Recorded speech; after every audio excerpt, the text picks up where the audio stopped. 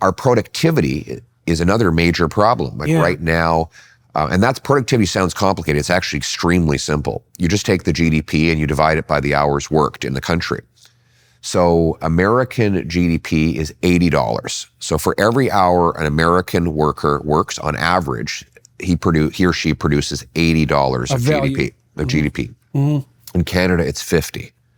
So that's every hour. So that means we have to work 60% more just to make the same amount and have the same level of income to buy food and housing. And so now that sounds like a bunch of wonk speak that might seem like it only matters to someone staring at a spreadsheet or a graph or a chart. But in fact, that's reflected in the fact that our 2 million people are lined up at food banks because they can't afford food, and 80% of youth can't afford homes, and our quality of life and the things we can afford to provide our kids have fallen back so much. Well, There's it's a pretty stark and easily comprehensible statistic. Yeah. I mean, if you work and you produce $80 worth of goods and services in an hour compared to working and producing 50, obviously that's a substantial shortfall. Yeah. So, and is there a starker indicator of the economic disparity between the US and Canada than that? Or do you think that's the primary statistic? I mean, I think housing costs are another one. There was a study out just 10 days ago that has Toronto and Vancouver now by far the most unaffordable housing markets in North America.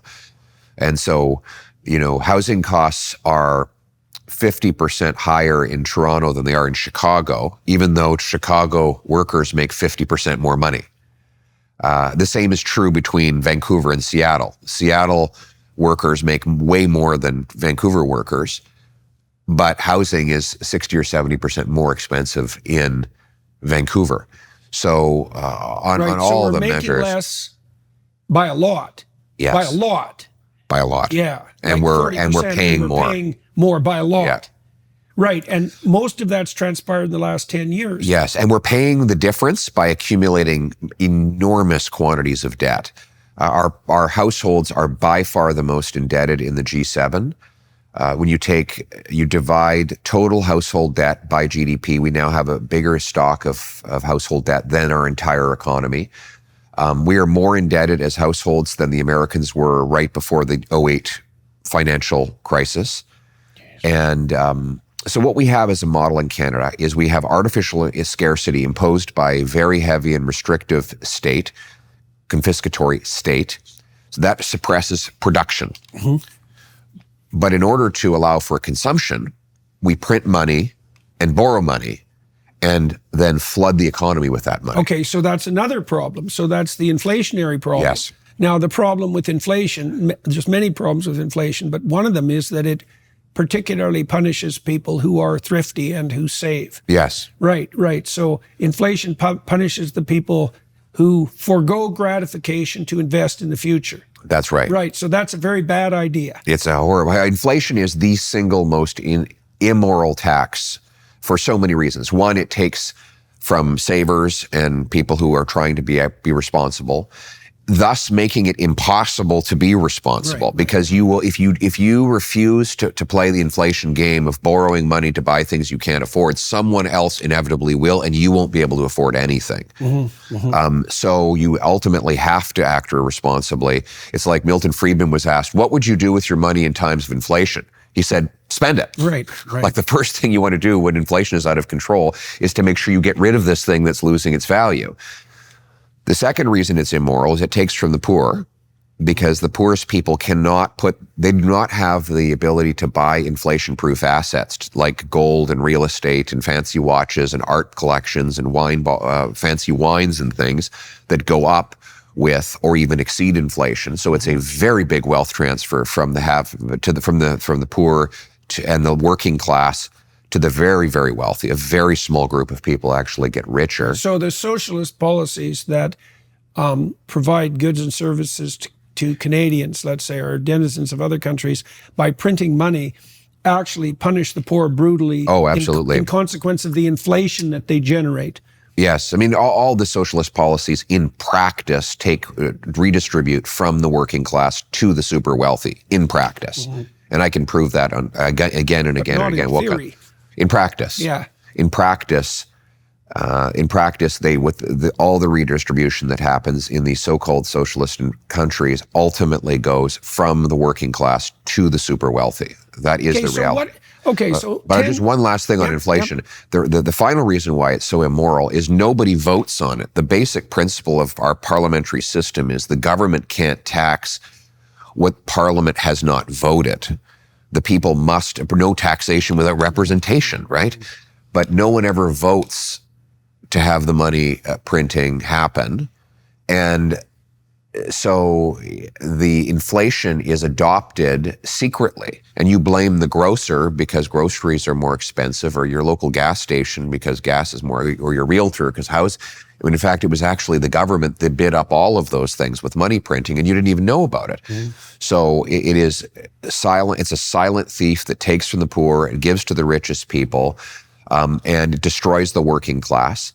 And that's why I want to crush inflation. We need a policy that seeks to stop inflation at all costs. Okay, so what would you do to stop inflation? Well, we stop the money printing. We need, and the money printing is just a means to fund deficit spending.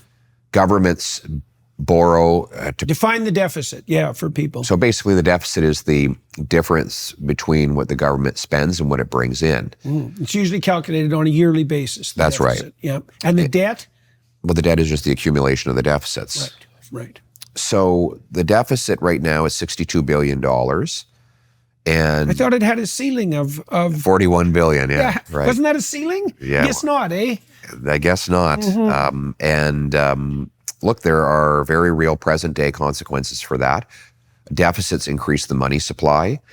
Central banks effectively facilitate that increase in the money supply, and that causes inflation. And it's why I have a buddy whose family moved here from Italy back in 1973. His father worked paving roads, and his mother made sandwiches in a senior's home. They were able to pay off their home 10 minutes from Parliament Hill in 7 years. Right. Their grandchildren wouldn't be able to save up a down payment for that home in 15 years, and they will be university educated with all the advantages of having been here 2 decades. That is the consequence of the money supply growing vastly quicker than the stuff that money buys. So what we have to do is stop growing the money supply and start growing the stuff money buys, right? Produce more energy, grow more food, build more homes. We have to unleash the free enterprise system to produce more stuff of value. And this is where we have to remove the artificial scarcity that the government is imposing on the population. Let's incentivize our municipalities to grant the fastest building permits in the world to build homes. And you have a plan for that in principle? Yes. I mean, I'm going to say to the municipal governments, they either speed up permits, cut development charges, and free up land, or they will lose their federal infrastructure money. So they will have a powerful carrot and stick incentive to speed up home building. And the percentage of a new house price that's a consequence of government taxation and regulation? Well, in Vancouver, it's 60%.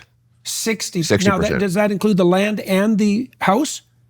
Yes, that includes everything. So I'll tell you how they calculate it. C.D. Howe took the cost of compared the cost of building a home to the cost of buying a home. Yeah. And he said, what's the gap between those two things? So they added up land, labor, profit for the developer, materials, and they compared that to the sale price. And they found the gap was $1.2 million.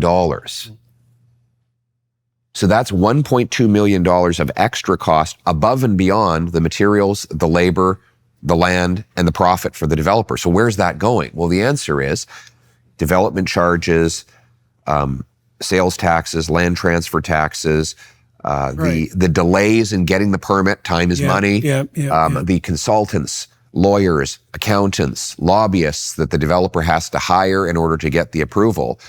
So in other words, we're spending twice, in Vancouver, we spend twice as much on bureaucrats than we do on all other things combined to build a home. More money goes to bureaucrats than goes to the carpenters, electricians, and plumbers who build the place. And to add insult to injury, those tradespeople who build homes can't afford to live in them. Right. I mean, it is, so what we need to do is slash the bureaucracy. And I'm going to say to the mayors, you're not getting federal infrastructure money until you slash your development charges, speed up your permits. I'm going to take the federal GST off new homes under a certain limit and encourage the provinces to do the same. But we've got so much land. We should have the most affordable housing in the world. It should be dirt cheap because we have the most dirt. We just need to get the government out of the way. The same goes for our resource sector. I mean, why is it that we're still importing oil when we've got the world's third biggest supply? Why is it we can't export our natural gas overseas? You mean like to Germany and Japan, even when they ask? Exactly. And are offering multi-decade contracts at distressed prices because they're so desperate for energy.